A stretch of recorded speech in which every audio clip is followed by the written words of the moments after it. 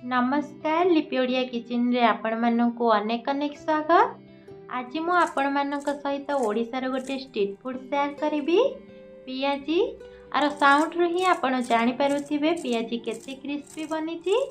Piazzi खाइबा को बहुत ही टेस्टी होई थाए आ ये बनेबा भी अति सहज आ बहुत कम समय रे पियाजी बनिकी रेडी हो जाई थाए। पियाजी बा काहा को खाइबा को भल न लगी थाए, पियाज खाइबा को समस्ते बहुत भल पाई थांती। तो चलतु डेरी न करी वीडियो स्टार्ट करिबा। स्टार्ट करने पूर्व आपण को गोटे रिक्वेस्ट, आपण वीडियो को शेष जाके देखंतु जहाँ फल रेसिपी प्रति स्टेप आपण जानि परिबे। और जदि आपण आम चैनल रे नुआ ताहले चैनल को सब्सक्राइब कर देबे और बेल आइकन को दबा जमार भी भूलिबेनी, जहाँ फल वीडियो प्रति नोटिफिकेशन आपण पाखरे पहुँची पारिबो। एठी मु पियाजी पई 3टी बड़ साइज रो पियाज नेइची। आपण पियाज को बेसी मोटा करिवेनी बा बेसी पतला करिवेनी, एही परि भाबरे मीडियम रखिबे जहाँ फल आम पियाजी परफेक्ट बनिबो। आउ एठी मु नेइची किछि बेसन, 2 ରୁ 3टी कंचा लंका और किछि चाउल गुंड, आउ एठी मु अदा को छेचिकी नै जाईची। आ मु एठी किछि धनिया पत्र नेइची, किछि भुसंग पत्र को छोट छोट करी काटिकी नै जाईची। वर्तमान आम पियाज रे स्वाद अनुसार लुण देदबा और भल भाव में मिक्स करवा जमती कि आम पियाज रू पानी छाड़ा आरंभ करदेव। देखो बर्तमान पियाज रू पानी छाड़ा आरंभ करदेला। बर्तमान आम देदबा ए किसी हलदी गुंड और किसी लंका गुंड दबा। जदि पिला माने खाउचंती आपण लंका गुंड स्किप करि परिबे। बर्तमान आम ए गोटा जीरा देदबा, आउ जो कंचा लंका काटिकी रखी कंचा लंका सबको देदबा। आठी अदा को छेचिकी नहीं सब अदा दबानी, मुझे अल्प अदा दौची। बर्तमान काटिकी रखि भूसंग पत्र और धनिया पत्र को देदबा। बर्तमान मुझे दे 1 टीस्पून चाउल गुंड। अधिका चाउल गुंड नेबेनी नहले पियाजीटा बहुत हार्ड हो। बर्तमान मुझे अल्प किसी खाइबा सोडा दे दौची। बर्तमान आम ए 3 ରୁ 4 चामच बेसन दबा। एकाथरे अधिका बेसन देबेनी, अल्प अल्प करी बेसन दबा। एहीपरि भाव में गोलेबा अल्प बेसन देकी, जदि आवश्यक हुए परे आमे आउ किछि बेसन दबा। देखंतु जमार भी पानी देइनी, मु गोलेइची। पियाज रु जो पानी बाहरला सेइथिरे मु गोले नेइची।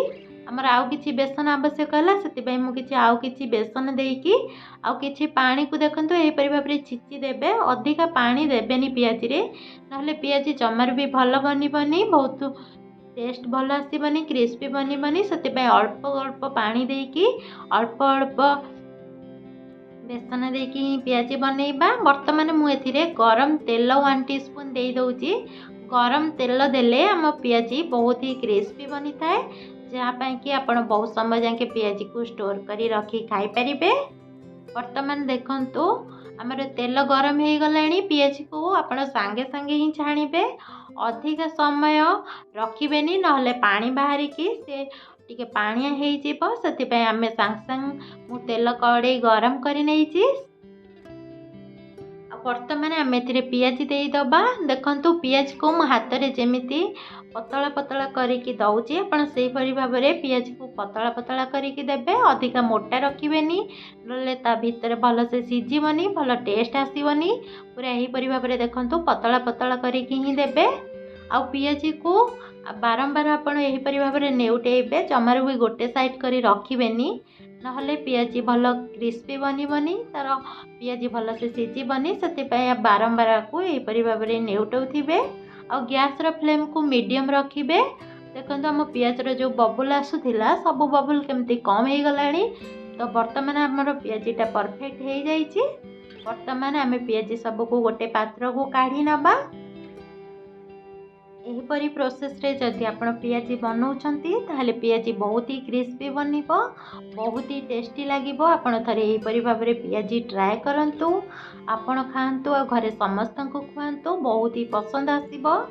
आपण दुकान आपण माने दुकान रू खाइबा पूरा पूरी भूली जिवे। देखंतु पियाजी को देखिकी जानि पारुथिबे पियाजी केते क्रिस्पी बनिची।